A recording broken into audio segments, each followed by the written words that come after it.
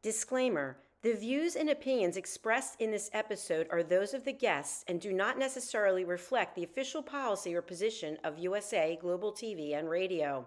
The content presented is for informational purposes only and is intended to foster open discussion and debate.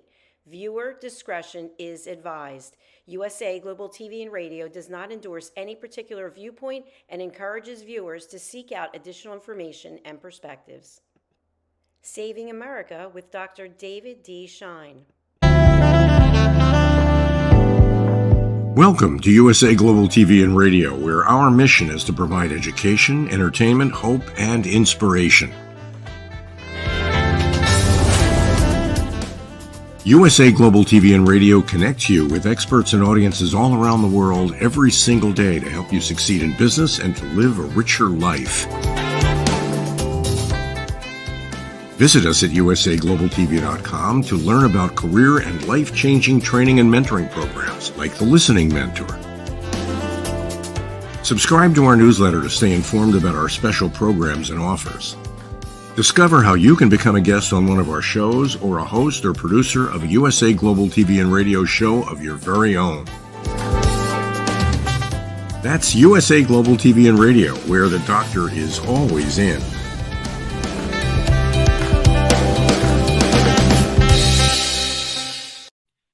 The Communist Party of China continues its persecution of the spiritual group Falun Gong. Evan Gershowicz's conviction for espionage in Russia. After a crash that killed 6 teens, NTSB said people underestimate marijuana's impact on drivers. This is Dr. David D. Schein for the special episode of Saving America with our weekly update.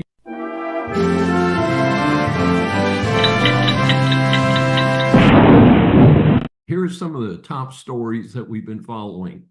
The Communist Party of China, also known as the CCP, continues its persecution of the spiritual group Falun Gong. This is one of the most compelling and disturbing situations across civilization in the whole world today. Communists like Xi don't like religions or quasi-religions competing with their Communist Manifesto.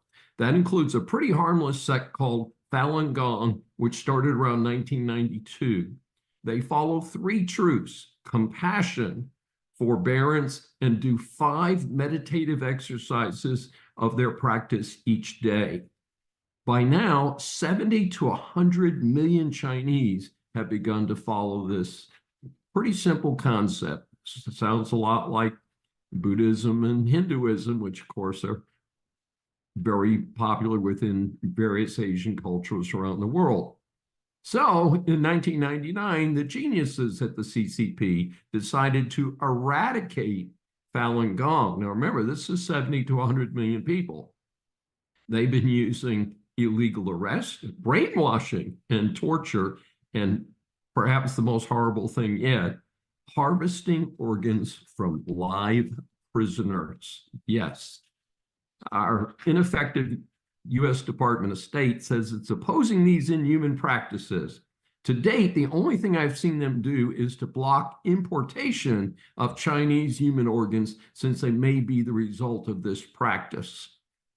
To me, it stinks of the Holocaust all over again. They claim, this is the State Department, to talk with the CCP. This is a silly statement, and I don't know why we're still talking to them. The civilized world needs to seal off the CCP until they change their approach to both their own citizens and the rest of the world. They're becoming a very dangerous force in the world, and that's one of our central themes here for Saving America, because it also helps to save the world if we can rein in the craziness that's going on over there. In the United States, there is a group called Friends of Falun Gong. It's a nonprofit that was founded in the year 2000. I encourage you to check them out. I've extended invitation for a representative to be interviewed for Saving America. Speaking of failures of our Department of State, what do you need to know about Evan Gershowicz's conviction for espionage in Russia?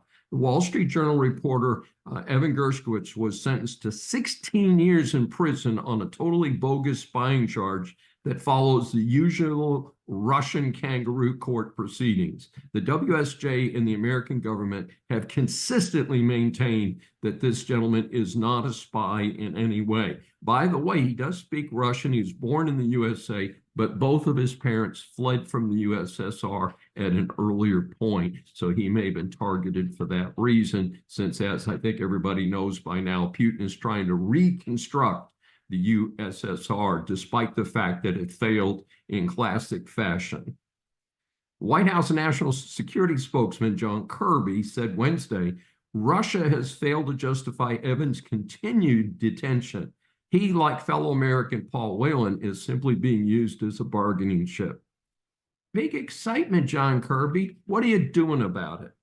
The State Department's been using some strange metrics to decide who to swap. Brittany Griner was serving 9.5-year sentence for cannabis possession. She appears to have been a DEI pick, since there was no sense to her being exchanged for a much higher value asset, arms dealer Victor Bout, who was imprisoned in the U.S. The Russians got the better end of that deal. Griner has openly expressed her dislike of the USA. Gee, thanks, Brittany. Marine veteran Trevor Reed, who was serving 9 years in Russia for assaulting a police officer, has been swapped for Russian pilot Konstantin Yaroshenko, and he was serving a 20-year sentence for cocaine trafficking.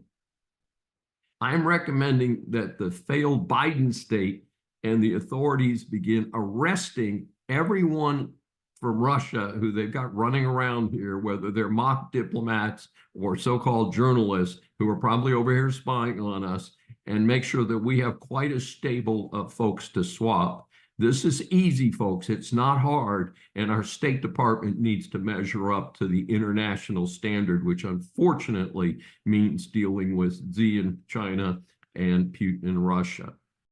Another Biden failure as Secret Service director has resigned, and she resigned when she finally got under bipartisan pressure, which is very interesting. But I think that we have enough Democrats in the House and the Senate who can read and write. That's not a given, folks. But what's happening is that they are realizing that some of their lives may be jeopardized now or in the future if we don't have a better Secret Service. So I think that's a positive. After a crash that killed 6 teens, NTSB, National Transportation Safety Board, their chief said people underestimate marijuana's impact on drivers. This is an American tragedy where 6 high school girls in a small car in Oklahoma crashed into a big semi-trailer truck after reportedly running a stop sign in 2022. The NTSB researched the accident and said the teen driving may have been impacted by marijuana and distracted by the other youngsters in the car. And in fact, I seem to recall that in many states, a teen driver must be in the car either with an adult or simply cannot be in the car with another teenager. Sounds like this either was not enforced in Oklahoma or it was not the policy in Oklahoma at the time. The NTSB also observed as more states have legalized recreational marijuana, teens and adults tend to underestimate the risks of driving under its influence. My regular audience knows that I am a hardcore about driving under the influence of any substance that impacts a driver's judgment. I'm openly hostile to legalizing marijuana. It is a mind-altering drug. I grew up during the time of sex, drugs, and rock and roll. In fact, that's the subject of my current book in process, A Cheap Education. And it sounds romantic sometimes, but broken lives and worse can result from mind-altering substances. I recall a friend of mine from college who did enough marijuana, not heavier drugs, that he dropped out of college before he finished his junior year. I'm pleased to say that later he was able to get his act together and is enjoying life as a semi-retired person today. So good ending, but it was rather disturbing to get reports to me from his roommate in real time of finding this young man laying on the floor staring at the ceiling instead of doing his homework. Yes. Clinton-appointed federal judge David Carter says this: California teachers were right to severely punish a girl 7 for writing the words "any life" under a Black Lives Matter drawing. Why? Because the idiot judge says she's too young to have First Amendment rights. I again encourage all rational people to flee the state of California, featuring high taxes and limited freedom. By the way, this Judge Charter is also the one who interfered with attorney-client privilege and ordered the transfer of 4 emails from Trump attorney John Eastman to the House January 6th committee. In my humble opinion, I think Judge Carter should lose his bar card. It's time for us to crack down on people on the bench who do not follow the law. Biden's Defense Department labels pro-life organizations as terrorist organizations during an anti-terrorism briefing. The presentation specifically targets groups like National Right to Life and Operation Rescue, which have long been pillars of the pro-life community. These organizations are dedicated to peaceful advocacy against abortion, grounded in the belief that every life is valuable and worth protection. As noted before, I favor a rational approach to abortion, and we must always support the life of the mothers when hard decisions have to be made. The vast majority of doctors do not want to perform abortions. So when they say the life of the mother is in jeopardy, the authorities need to accept that. Biden pulls out of the presidential race. My predictions. Power brokers, not Obama, made the decision. The slopstream media likes to paint Obama as a force, but he is just the other high-profile puppet, not the puppet master. Not sure why they keep promoting that false narrative. Biden's collapse was not due to age. I'm sick of hearing about his age. Trump is a few years younger and clearly is ready for the fight. Nancy Pelosi is 3 years older than Biden and still profiteering and expressing her warped opinions. Biden's cause is simply a failed administration and a rapid slide into dementia. COVID is a convenient whipping boy. But the deciders here are really the "what did you do for me lately" crew. That's the deep state, folks. They're still in charge, and I hope America can make some changes in the near future to turn that around. It is likely at this point that the inept Kamala Harris will be at the top of the ticket. I am more concerned about her taking Biden's place before January 2025 Inauguration Day. I also predict that anyone who runs on the Dem ticket in 2024 will be sacrificed. They will disappear from history like other losing presidential candidates. Anybody remember Walter Mondale? The power elite are holding that whack job Newsom from California for the 2028 election. Watch for that, folks. It's going to be fun. Lots of material for Dr. Schein around here, I can promise you that. The only Dem platform is murdering babies. Maybe now we can reach a nationwide compromise to limit very late-term abortions, but preserve the majority opinion that saving the life of a mother and allowing it in the cases of rape and incest should be allowed without further trauma to the woman and undue pressure on the doctors. There is the alleged involvement of a number of the Biden family members in what is reported to be a decade-long scam. I want the reported investigations to continue. If deemed appropriate, a federal trial could be brought for money laundering, RICO violations, representing foreign interests without registering, tax evasion, and collaborating in possible other criminal activity. Make no mistake, time to hold Joe Biden responsible. A guardian can be appointed for Biden, which is a standard procedure in legal matters. Dementia is not an excuse for justice. The taxpayers of America deserve nothing less. I stand by my recent prediction that Trump will carry at least 44 states, as rational people who do not like him will hold their noses and vote for their wallets and their children. We could see a Democrat surge to RFK Jr., but I doubt that will be enough of a vote to make a difference. I call on Americans from all political perspectives to point in-person observers or observe themselves at as many polling stations across America as possible this fall. They can create video records of the misdeeds if observed. No more stolen election claims. Whatever happens, we need to be able to say that it was a fair and square election. This cannot continue to be a bipartisan issue. Time to end the trappings of a banana republic. We've got a special for you this time. I award a richly deserved A grade to a politician, celebrity, or other person who ends up in the public eye. 12-year-old Liam Morrison, whose common sense video has now gone viral that shows him speaking about his experience at a school committee meeting in Middleborough, Massachusetts. Yes, the heart of the whack liberals. Why was young Liam accosted by his teachers?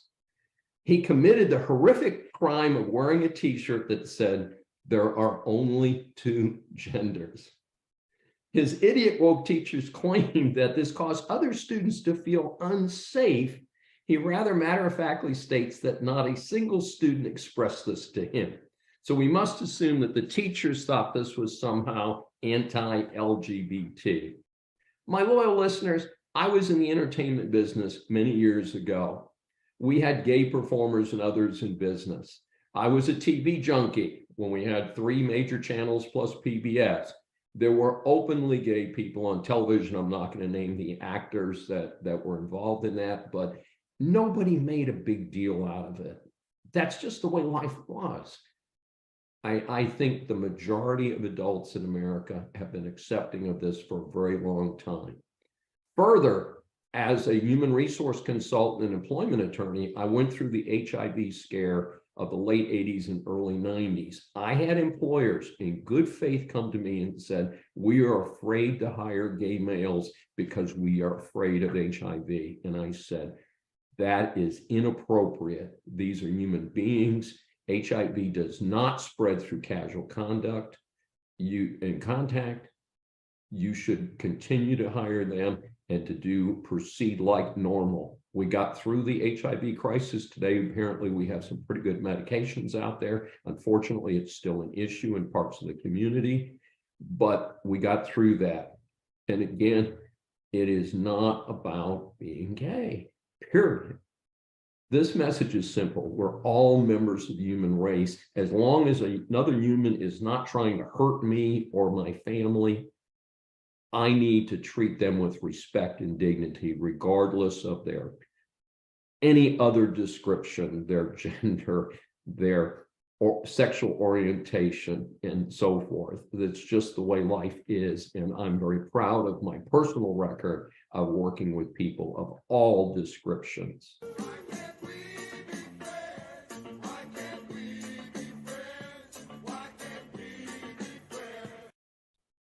But we've got this big deal. Let's get real, folks. There are only two genders. Not sure why the LGBT community decided to jump on this, but I can tell you that my personal friends who are gay are very upset about this because it's the wrong fight and it doesn't help the gay community. Now, a lot of this reminds me of the famed story by Hans Christian Andersen, The Emperor's New Clothes. Remember that story? 2 con men come to town and claim to have magic cloth. Somehow they get before the king and persuade him that this magic cloth can only be seen by him and these special tailors.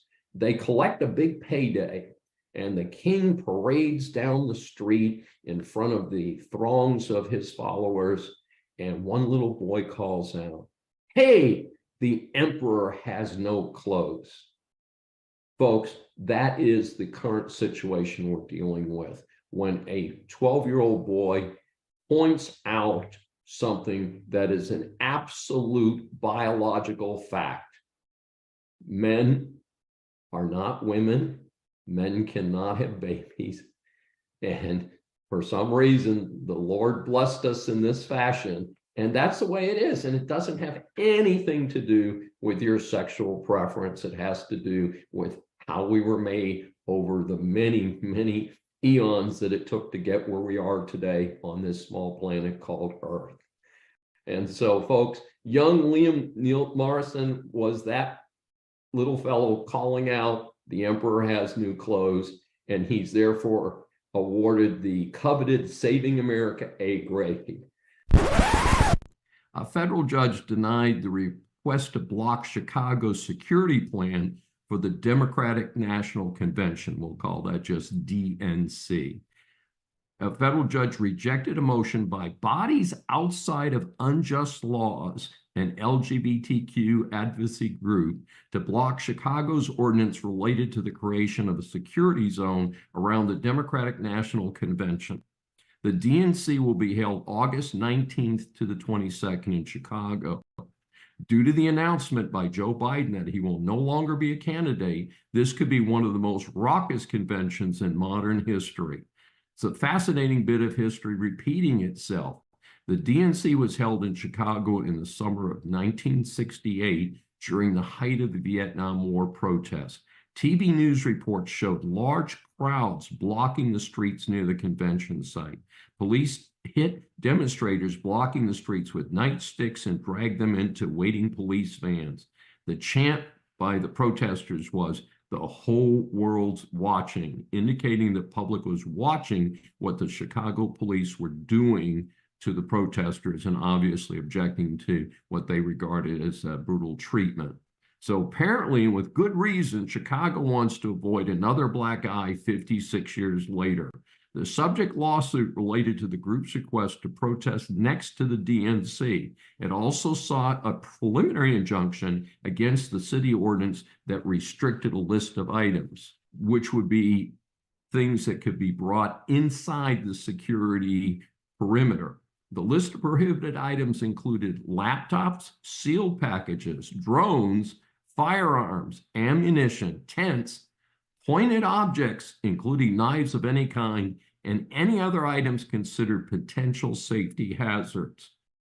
The protest group argued that the Chicago ordinance was unconstitutionally vague in violation of their 14th Amendment due process rights, and that it will have a chilling effect on their First Amendment rights.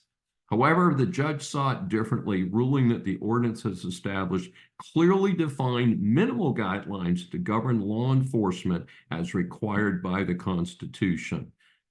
The judge continued, plaintiff's argument that a protester would be punished for carrying items such as pens, first aid kits, and protest buttons is well beyond the pale of any reasonable interpretation of the ordinance. Simply put, if plaintiffs show up at the protest with pens, first aid kits, and protest buttons, they are unlikely to face punishment. And the judge actually went as far as saying, well, if there's a pair of scissors in the first aid kit, which there aren't many first aid kits, maybe the scissors get taken out, but the first aid kit itself will still be approved. The ACLU, which represented the plaintiffs in this matter, has said it will attempt to appeal the judge's ruling. I vividly recall the assassination of JFK when I was a little kid. That tragic event and then 9/11 were the two most historic markers of my life. Close behind the moon landing, Ronald Reagan surviving an assassination attempt in 1981, and now, 43 years later, Trump surviving a close call. Killing famous people is often because a deranged person wants fame, no matter how they achieve it. The Reagan shooting, the John Lennon shooting, and now possibly the Trump shooting, indeed, may not be related to politics, but a deranged search for fame. The Selena Quintanilla shooting may fall into the same category. On the other hand, Lee Harvey Oswald, best we can tell, had been set up by the USSR. It was likely payback against JFK and the USA for the botched Bay of Pigs debacle in Cuba. Most pundits on both sides of the aisle have quickly attached a political motive to the Trump shooting. More on that in a minute. Part of this tragedy is the death of one man at the event and two other men remain in critical condition. The dead man was a firefighter who was there with his wife and two daughters, Corey Compatore, who dove to cover his family and paid the ultimate price. Very little has been released as of this episode about the other two. On the positive side, Trump supporters have made donations to a GoFundMe established for those three families. If you can afford it, I encourage your support there. Turning back to politics, the situation is eerily parallel to Putin's Russia. He jailed his chief political rival, then released him, and as he boarded his first plane, that plane magically crashed. Putin claimed he was not responsible, but gee, another rival also died in a plane crash in the last 18 months. Folks, you see the parallels with the current administration. Note this is also the anniversary of the 1933 takeover of all political action by Hitler and the Nazi Party in Germany. The current charged environment was created by Hitler-esque Dems claiming that Trump is the Hitler. Think about this. If Trump was really the Hitler the Dems have been trying to claim, he would never have left the White House in January of 2021. The Dems, with their name-calling campaign and lawfare against Trump, look a lot more like Hitler. Now they're running for the hills and pulling their ludicrous ads because the gig is up. I would have thought that with Trump's campaign financing rolling along and Biden's crashing, they might have figured out before the big scare that just happened. In the last few weeks, the biggest cover-up since Wilson last year in the White House, that's 106 years ago, has now been exposed. This disgrace has been perpetrated by the Biden puppet masters and the slopstream media on the American people. We responsible Americans cannot let them get away without payback. I call on Americans to be sure that every Dem candidate, from city council to the presidency, go down in defeat. No violence needed, folks. Let's make sure it happens at the ballot box. That will let this failed political party know that they cannot continue to defraud the American people, pretending to be part of democracy when they are actually part of the communist takeover of America. I'm a hardcore facts person and not into conspiracy theories. I do feel that the U.S. Secret Service failed to properly protect Trump at the rally. The shooter was in plain view on an elevated building outside the perimeter. We keep hearing outside the perimeter. Hey, if it was a high point that could be seen from inside the venue for this political rally, seems like it should have been covered. The shooter was in plain view. A sniper took him out in seconds. Why was he taken out after and not before the grievous harm that he did? Further, I'm not sure what dangerous clown in the Biden administration made the decision to deny RFK Jr. Secret Service protection. That family has had too much tragedy. Let's not let that happen again. Give him Secret Service protection today. I do not support him as a candidate, as he is a left-winger, and his VP choice is simply a whack commie. But enough is enough. My projection is that regardless of the candidate in the hapless Dems run in November, Trump will win in a landslide. I am projecting a win in at least 44 states. Hopefully that will include the House and the Senate in future months.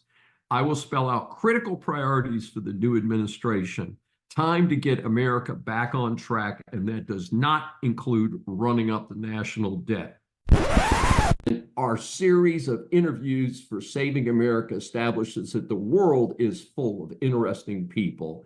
And we welcome Mary Elizabeth Jackson, author, writer, educator, podcaster, and advocate for special needs children. She has so many things in her background that I had to cut it to the bone to save time for this interview. Mary Elizabeth Jackson is a 5-time #1 on Amazon best-selling author. In collaborative anthologies, she has Women with Healing Gifts, Glimpses into the World of Autism, The Fearless Entrepreneurs. #4, an international bestseller, Invisible No More, Invincible Forevermore, August of 2021, and she has The Book I Read, March of 2022. Jackson is also the 2017 Gold Maxi Award-winning author of the children's book, Perfectly Precious Poolicious. Jackson has recently released her Inspired Kids series with book 1, Perfectly Me. She lives with her hubby, 3 kids, and a dog in Nashville. We welcome her for her first appearance on Saving America. Oh my gosh. Thank you, David. It's just so nice to be here. I'm so excited about it. And I'm so glad we got to meet because I think you're really fascinating too. And everybody has a story, don't they? It's amazing. And you've got multiple stories. And as you know, what we do on Saving America is we ask three questions. So the first one is tell us about being a certified special needs advocate and an ambassador advocate for Autism Tennessee. It says Autism TN, and I'm assuming that's Autism Tennessee. Yes, it is. Actually, it's a nonprofit that's here in Nashville, and it is the only nonprofit that's specifically geared toward autism, families raising individuals with autism or who have, somebody in the family that has autism. And I would say it's a very exciting time right now because I'm working on some very exciting projects, and some were kind of like, oh, I hope that happens, and now it is, And I've been parenting for over 24 years. I have three children. Two of my children are on the spectrum. So that is how I became an advocate and first started out as an advocate parent. And along my journey, my middle daughter, when she was 5, experienced an incredible trauma in school, and it kind of changed my direction as an advocate. And I started to, I chose to go the path of trying to change law in the state that I live in. And that took me down a very different road. And then when my third son came, my third child, my son, late in life, and he was born with his own set of challenges, that's how I became an author. And, it's been very interesting, I think, and something I really wanted to do is to be able to intertwine everything. So for being an ambassador advocate with Autism Tennessee, I go out into the public and do events and education. And right now we are launching our Building Bridges program. I have people I'm training tomorrow. So we go into schools, daycares, preschools, corporations, and train individuals on early signs and symptoms of autism and what to do, how to help. And because it's 1 in 36 kids now that's being diagnosed with autism, the rate is going up and up. More and more people are being diagnosed. We need this education and awareness out there. So I'm really excited to be a part of this program. And we really can teach it across the country if anyone's interested, because we are going to be taking it to video as well. I'll be a part of launching that. And then also working with some grants to be able to put some sensory rooms and make businesses and libraries and museums and all kinds of places have be more sensory friendly. And so we're working on a project with the Nashville Airport right now. So I'm very excited about this. This is good stuff. Well, especially we're hearing so much about it today. Just to tie it to me, believe it or not, in the last hour, I have spoken with a graduate student at my university who is on the spectrum. He has worked with me over a fairly long period of time because I was advisor when he got his first graduate degree, and he's back getting another graduate degree. And we had a registration issue, so I was working with him on that. So I'm used to adjusting to it in the classroom, even at a graduate level. It's interesting. I have one of my grandchildren who has been diagnosed as on the spectrum, though it seems to be fairly modest. So this is something that seems to be impacting, first of all, as teachers were impacted, but also certainly as parents and grandparents. So it's something that's, part of the reality of life. And I'm glad people are adjusting to it and taking action to make it more accommodating for people that are experiencing these challenges. Well, let me ask you a question too with our limited time here. With 5 #1 books on Amazon, let's explore your approach and some advice for members of our audience who want to write a successful book themselves. Well, that's a loaded question. Yes. So I would say you need to be prepared. If you really want to be an author, be prepared for a lot of work. And, unless you're already famous or have a lot of money to pour into it, you are going to do a lot of work and it'll take time. So you need to look at a long haul, like, okay, I want to go in and I'm going to do this for 5 years. It takes about 5 plus years, maybe almost closer to 10, to become a very successful author. I was first published in 2017, and it took a while. Even if you get a publishing contract with a very large publishing company, they these days are going to expect you to do a lot of marketing and PR work yourself. So it's not about publishing and I'm going to sit and wait for the checks to come in. I would say if you want to write, you need to write, and don't wait for that like cabin in the woods or, cottage on the beach. I've learned to write in car rider lines and practices and rehearsals and games. And, when I have 20 minutes here and there, I've learned how to write that at those times. But it's a passion of mine. So I think writing is a passion project. And, if you are stuck or want to write and you don't know what to do, then talk to somebody who's already published. Do some research, look for someone that you could talk to, a coach or something that would help you. And you got to believe in what you're writing, because you're writing, your book is going to be an extension of you. It's like your business card. And so, you got to cheer it on, and say, and I know for some of us, it's really hard to talk about ourselves. But for me, it was like, I took myself out of that because that was difficult, but talking about my book was so much easier, so you have to take every opportunity you can to promote. I mean, and kind of shamelessly, right, David? Well, I understand that I'm just a little bit behind you. My first book came out 2018 and the second one 2022. And sadly, my current book, which is not in the same series, it's a very different book than the first two.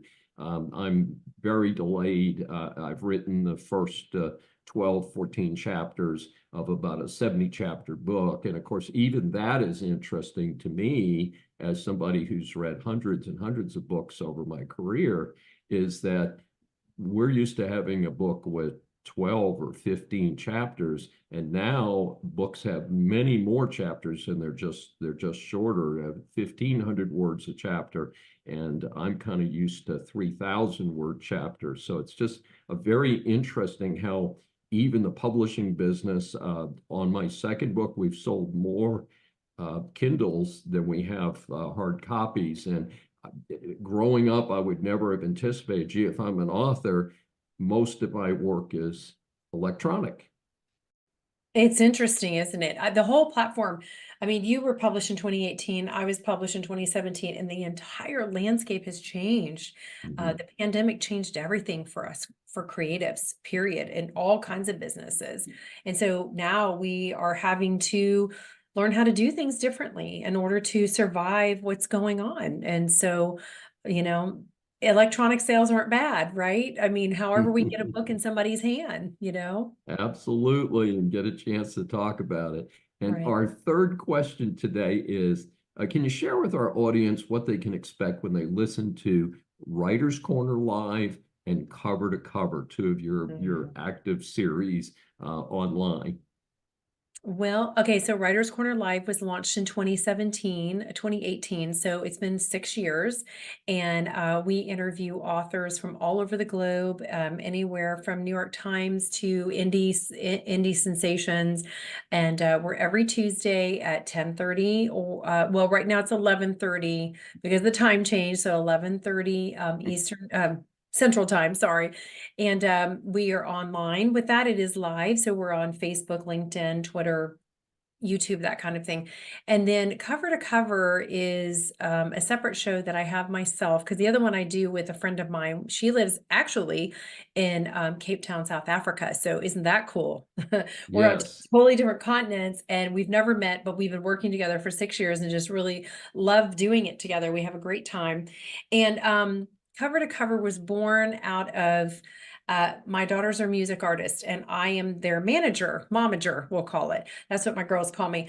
And so I had contacted a PR company about, they were doing magazine reviews they do them for music artists and authors. And so they were working on some reviews for me.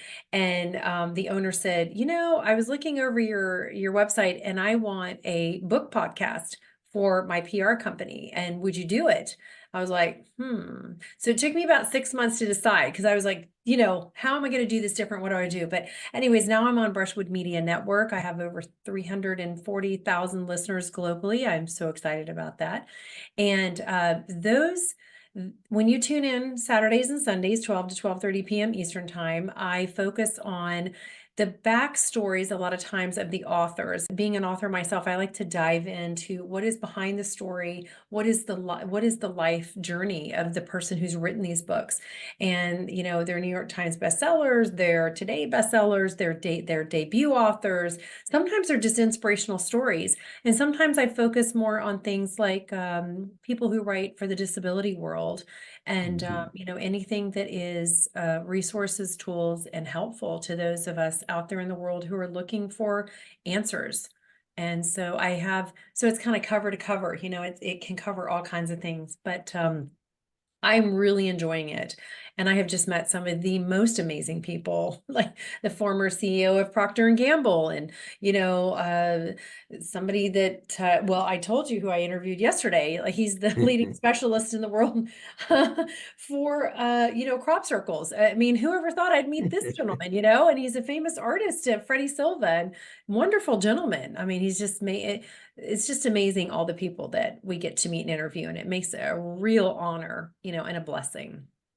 It sounds like a lot of fun. And of course, we got interviewed together some months ago, which is how we got introduced in the first place. And it's been my pleasure to get connected with you. And it is an interesting journey. And as I said, there are so many interesting people in the world. And I think one of the things that we do is to help people in their cars or looking for something, or maybe even sitting at the beach, and to say, gosh, I didn't know anything about crop circles. And now I know everything that I ever needed to know about them. And I actually know what crop circles are, which I find fascinating. And, I'm one of those crazy people who likes the Karnak stones in France and Stonehenge. And yes. And yes. And he's done like 16 documentaries on all of that. And he's had all these meetings like with NASA. And so all this science and the past and our history are coming together. And it was so fascinating yesterday. And it's a real blessing to be able to share that with others. Because like you said, we never know out there who might just need to hear something that someone says, and it may change everything for them. And it may just make them smile. It may make them feel like, okay, I can get through today. Today I can be okay. I think that's a very valuable concept, and one that we can certainly subscribe to. Mary Elizabeth Jackson, it is so much fun to talk with you again and to share you with our audience. Can you tell our audience about how they can get more information on you? Absolutely. And Dr. David, thank you for having me. And yes, it's been such a pleasure getting to meet you and getting to interview you as well. And so you can find me at www.maryejackson.com. And I am on social media, Facebook and Twitter and LinkedIn and TikTok. I go over there and do a lot of author little minute snippets about the behind the scenes. But my name, Mary Elizabeth Jackson, is pretty much where you can find me social media wise. And all my books, you can find my books on my website. You can find my shows. I have an Inspired Kids series that was, inspired by my son who came in with challenges. And my goal as a writer, I have a middle grade reader coming out, but my goal as a writer is to empower kids and to help them to know however they came into this world, they are okay. So absolutely. And as a grandparent, I could tell you that we're out getting books for the 7 grandchildren and making sure that they feel connected to the world. So you're doing something very valuable.